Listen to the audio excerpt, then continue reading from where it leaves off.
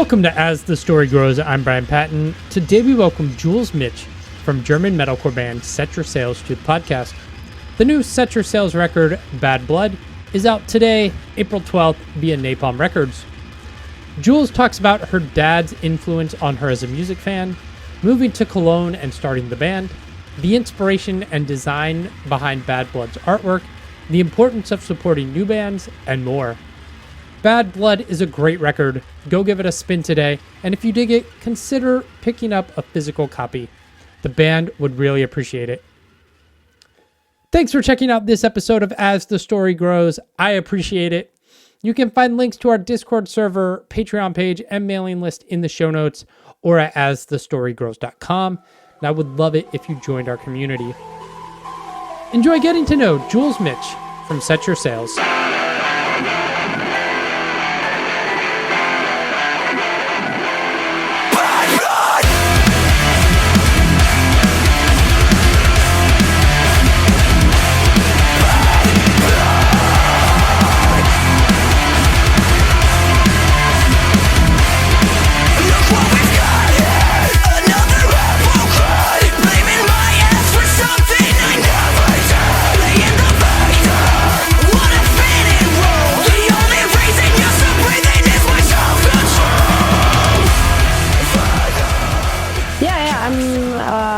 In Cologne, so yeah, this is I just came home from work and nice. I'm a little exhausted, but all good.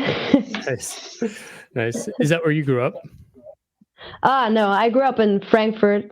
Okay. It's a little bit more like ghetto kind of more aggressive people. Yeah. So what was growing up like? Tough, I'd say. A little bit weird, but like I don't know, man. You get a thick skin, I feel like. Yeah. So yeah, I'm all good. I'm also a social worker, so that helped me a lot. Yeah. With that. What got you into that line of work? Just kind of life experiences, or? Yeah, pretty much. I don't know, man. I was like at the age of 16 or something, I suffered from depression so heavily that my father was like, okay, you have to do something and you're gonna choose what you want to do for the rest of your life. And I was like, I don't give a shit. And he was like, okay, you're gonna go for social work. So that's how I got into it. Wow. I don't know. Wow. Yeah. That's crazy. Yeah, man. What got you into music? I don't really know. I've always been very interested in the rock and roll and stuff. And my dad also introduced me to AC/DC and Deep Purple and all these bands and Led Zeppelin. So he used to listen to music very loud. Like he would yeah.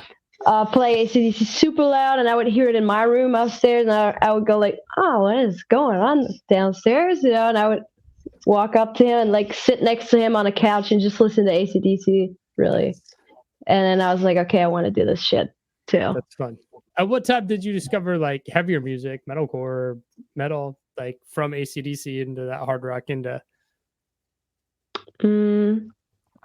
I'd say pretty late. I was like 19 or something when I started listening to, I mean, what's heavy even? I mean, I listened to Slipknot, like the old Slipknot, like Duality and all these, yeah, exactly. So I listened to that growing up when I was like 15 or like starting probably 14 or something. And then I got into Korn, and then I got into, oh man, I don't even know. Like I'd say, and then A Day to Remember, I believe, was the first like metalcore. I don't even know if they're really metalcore, but like some kind of. Yeah. Pretty late actually. Like I don't know, man, 16 or something like that. Yeah. So you weren't involved in any sort of like local scene in Frankfurt or anything? No. I you know what? I actually started playing drums. Okay. At my school, they were searching for people for the school band, and I've never touched drums before, and I was like, yeah, I can do the drums. Yeah, let's go. And I would like sit on this drum kit, and I would be like, the fuck is that? You know, I don't even know how to play it. And then I would like teach myself through YouTube and all that shit. I would lock myself into the room and learn how to play it.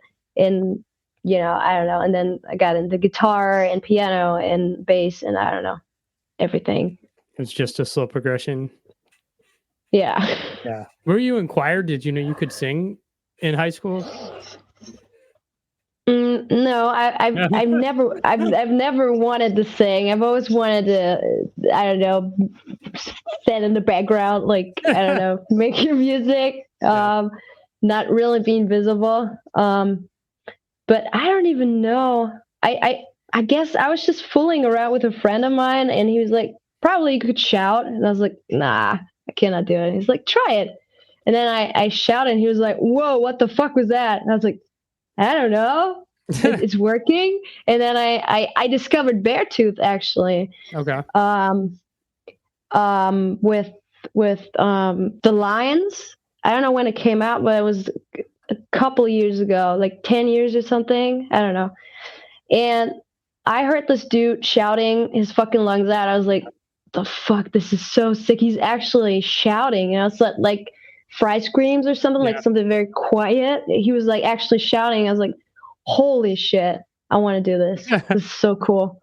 Yeah. Yeah. That's awesome. What then took you to, at what point did you move to Cologne? Actually, I broke up with my ex-girlfriend, and then I was like I like jumping from city to city. I don't like staying at a city for too long. I don't know. I need that change. And then I was like, the only city I would go to would probably be Cologne. And then I was like, okay, I'm going to start the band in Cologne. I don't know why, but something deep inside of me made me believe that these people will be based in Cologne and it's going to work out. I'm just going to move there. I don't know anyone there, but don't give a shit. I'm just going to move there. I'm going to find the right people and going to start the band. And that's exactly what happened. It's really sick. It's like half a year after I got to Cologne, I met Andre through Facebook, and he did a really weird post saying, I got this cool band called, I don't know, Juliet or something like that. I don't know, super weird. And I was like, I don't know, this dude is so weird. I like it. And then we just met and started writing instantly, and it worked out. Pretty weird. That's cool. Did you, because you knew you wanted to start a band, did you like throw yourself? Was there a good local scene in Cologne that you were a part of? Trying to find musicians? No. Nothing, man. I just got there. I was like, fuck it, I'm gonna pack my bags and gonna move over. I don't know. It's like I try to find people on Facebook. On Facebook, man, imagine. And I don't know what, I guess it was like in a group, like a finding musician group stuff on Facebook, and he did this weird post, and I don't know. He looked like a cool dude, and I was searching for friends in Cologne. I was like, he's a guitarist, no, bassist actually. He was playing bass at the time. Yeah, I was like, let's try. Let's just meet people. Maybe it's gonna work out. Yeah, and it turned out it's Andre. So this is really sick. Yeah, that's cool. Where'd the name come from? I love this question. I don't have a clue. We were just fooling around with the old members. And I believe I came out with Lost at Sea or something like that. I don't know why I'm very into this entire ocean sea themed stuff. I'm very interested into like ships, like huge ships and shit like that. And I don't know why, but kind of obsessed with it. And then I don't know who came up with it. Someone said SETYØURSAILS, and I was like, the fuck is that? It sounds so uncool. We're not gonna take this one. It sounds so weird. And then it was like three all the guys were like, no, we're gonna take it. And I was like, okay, I'm the only one who doesn't like it. Okay, we're gonna take it. Now it's SETYÖURSAILS. I have no clue. Like Napalm probably thought, okay, we have another pirate band. Yeah. Cool. Let's sign them. And then turned out we're kind of weird, popish, kind of metalcore people. I don't know. There's a big jump in the band sound from Enough to the second record, Nightfall. Was that just the pandemic gave you time to kind of retool your craft and the style of the band and just improve? To be honest, we don't label Enough our first album because it was pretty much like, it was literally Andre and me sitting in my bedroom recording shit, and it is not edited at all. Like the vocals are completely naked, it's completely unedited, no autotune, no whatever, no reverb, nothing on it, just like, yeah, whatever, we need a record, let's throw it out there. It's something that we're not proud of. I haven't listened to it since it came out, really. So I don't know, man. It was like pretty much like demos, but you know what? We just wanted to play, and it kind of like got us where we are today because we had to release something to get gigs, to play shows, to jump on tour. I don't know.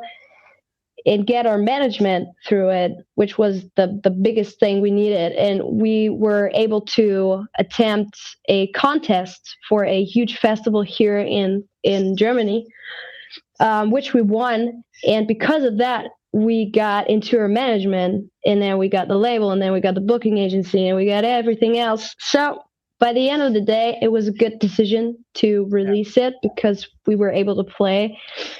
But it's nothing we're proud of. It's just like really bad demos, and we just released it. It's so embarrassing. But yeah, of course, a lot happened. Nightfall, I really sat down, took time to write it, and go through the lyrics and really try to find our style.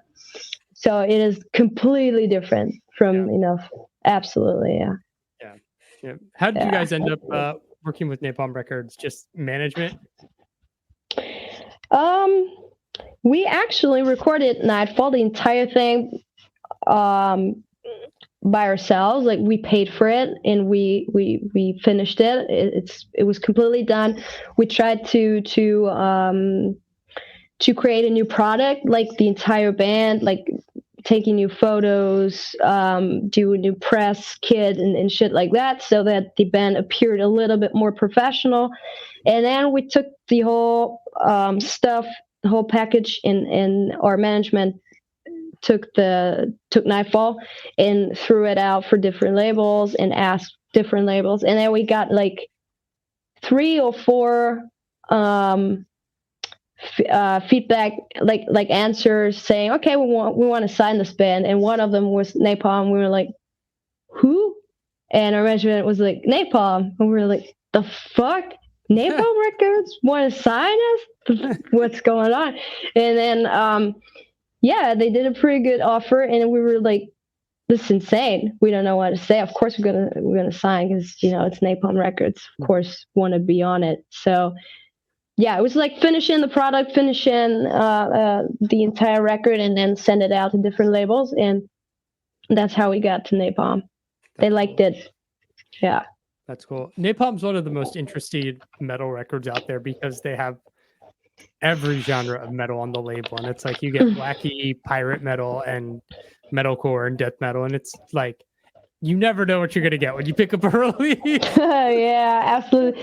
We were like, we took a look at the website, and we were like, okay, this is all like really like metal, and we kind of like felt like, okay, maybe we're not 100% fitting, but fuck genres. We kind of like we like working with them, and it works out, so who cares? We're not a pirate band still. Still thinking about it. Not a pirate band.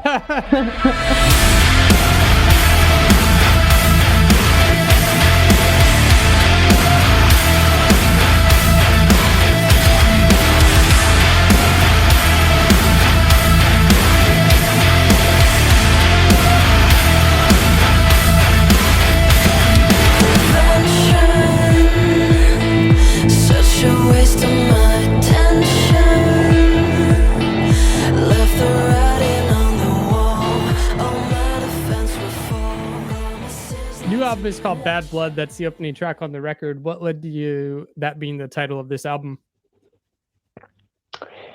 I had some conflicts in my personal life, friendship breakups, and that led to the title. And I wanted to I don't know, change the focus from being, of course, I'm still a depressive and fucked up person, but I'm also learning to stand up for myself and to not let people get me down and talk shit about me and stuff like that. So I needed to get that out of my head to get over it and figure that out. So I thought there's a lot of aggressive songs on the record, focusing on this topic, like broken friendships and stuff and betrayal. And I don't know, figured Bad Blood is a pretty cool name. So we took Bad Blood. Yeah. Yeah. Listening to the record, it seems like there's a lot of personal lyrics, and like whether it's personal things about you or things about other people, like that definitely comes through listening to the album. Yeah, that, if I wouldn't write out of my life and it wouldn't feel like writing down my diary or something, it would be weird, because that wouldn't be 100% why I'm writing music. It's like kind of self-therapy thing. So I had to write about everything that was going on through my mind by the time. Yeah. Who did the album artwork? I actually did it with our designer, who's called Marius Rietze, a beautiful German name, and he's a genius. I love him. I came up with the idea with like doing taking my eyes, like taking pictures of my eyes and like do this. I actually got it here. So I sent him like I already got it. It came last week or something. Yeah, so I came up with the idea to choose eyes. I don't know why, but I like the style very much. So I sent him like 100 and I don't know pictures of my eyes, and we also got the guys here. This is Andre, for instance, and then we got even the back like this. That's cool. So I was like, I want this 90s style, like punk style, because I'm really into it. And like, I don't know, we tried out a couple of things, and then we had a couple of calls, and I was like, let's try to do it like this and then. And actually this font here, it was me sitting on my floor using ketchup on a sheet. I would write it with ketchup, and then I would do like this, Bad Blood. It looks fucking disgusting. Like the original picture looks so disgusting. And I would do it. I took a look at it. I was like, maybe it wasn't a good idea, but I sent it over to him anyways, and he transformed it into this, which looks pretty cool. I was like, okay, we gotta take this. So it was very important to me to when it comes to the creative stuff, to still have my fingers on it. Because it should really fit with the message and everything. And I just like being creative. I like playing around with ideas. Yeah. It's a vastly different like album artwork than Nightfall. Like the very like contrasting. I know some bands like to have some similar vibe album to album to album. This is so drastically different. And complete. You know what? I actually got the original one right here for Nightfall. So what we did was we just took a picture of it, and then Andre and I would do the entire artwork for Nightfall. We did it ourselves. We were like, I don't know, I cannot come up with the cool idea, so I ordered this thing like 2 weeks before we even created the artwork. It's like, let's just take a picture of it, probably it's gonna look cool. So it was very like, we don't have money for this, we're just gonna do it ourselves. Okay. But this time I wanted to be a little bit more creative and like, Comes out April 12th. What's the rest of this year look like? Are you guys going on tour through Germany, through Europe? What's the plan? Yeah, man, we have a lot of shows coming up. I have to go back to the gym before because I'm gonna fuck up.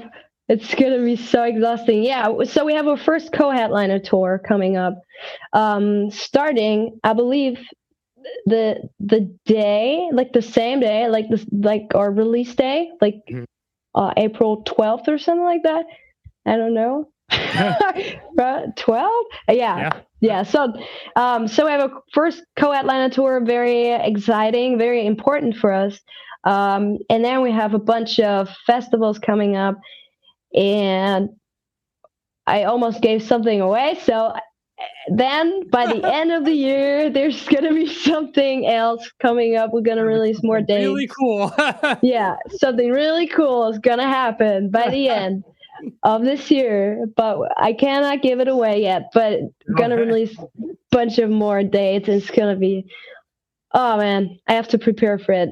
Yeah, but it's going to be sick. Yeah. Lately, I've been going crazy, and I think it's 'cause maybe I just think too much, but I just cannot make it stop.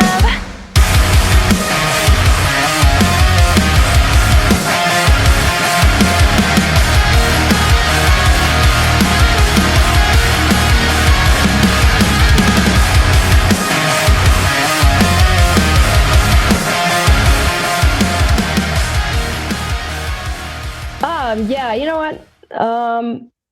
I'd like to say, like, in general, if you want to support smaller bands, it's important to buy, no matter where you are, even in the States, of course, to pre-order. You can already pre-order the album via Napalm's website already.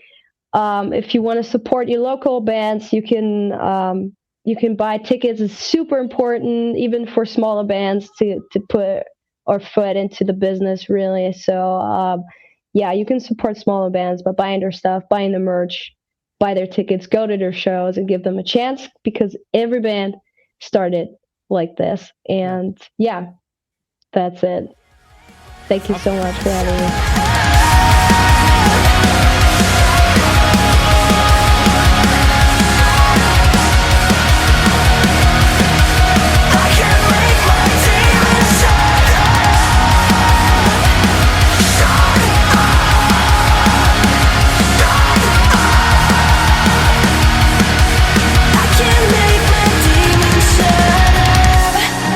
Thanks for listening to As the Story Grows.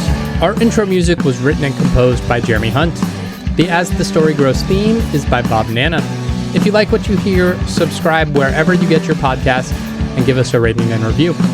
If you'd like to support the show financially, you can join us at patreon.com/asthestorygrows. Be a part of our community and join the ongoing conversation over on Discord. If you enjoy this episode, share it on social media with your friends. Much appreciated, and thanks for listening. I never felt so young and alive as when I'm diving into a tune. And now I'm learning as I listen along, and the wheels are turning, and I started a song. One good word and I'm gone. Oh, as the story grows, the more I want to know, the more I want to show you. As the story grows, as the story grows.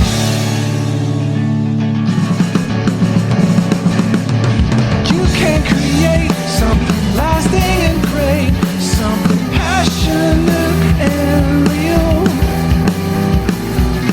And I'll bring in my own good feelings, I'll sing it with meaning. Let's just attack it and never look back. It's wild and fantastic. All together at full power, we're so much better.